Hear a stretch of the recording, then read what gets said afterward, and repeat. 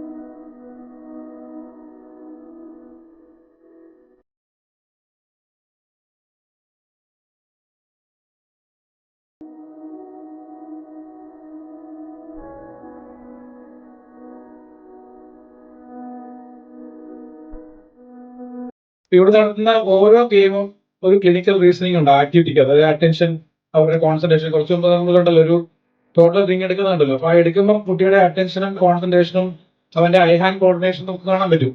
അതിന് ഓരോ ആക്ടിവിറ്റിക്കും നമ്മളൊരു റീസൺ വെച്ചിട്ടാണ് നമ്മൾ ചെയ്യുന്നത്.